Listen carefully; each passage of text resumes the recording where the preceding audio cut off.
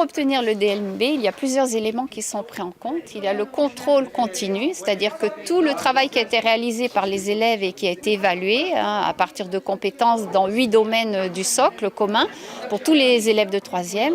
Et pour un élève, si on prend l'exemple d'un élève qui a quelques difficultés, mais qui est sérieux dans son travail, qui est assidu, qui a son matériel scolaire, qui fait le travail demandé à la maison, qui s'investit dans sa scolarité, forcément, les résultats du contrôle continu vont être plutôt satisfaisants. Et même s'il rencontre quelques difficultés à l'écrit, aux épreuves ponctuelles, il va compenser avec le contrôle continu. Ensuite, il y a une épreuve orale.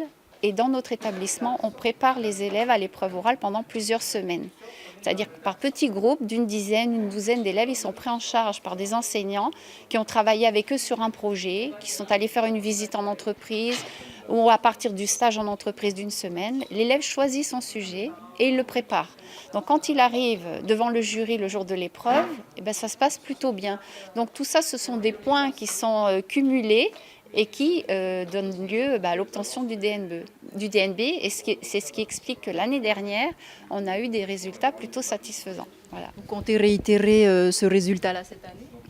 On espère bien, on connaît bien nos élèves et c'est vrai que la promotion de cette année, ce sera peut-être un petit peu plus difficile, mais à quelques points près, oui, j'espère bien qu'on atteindra ce taux de réussite.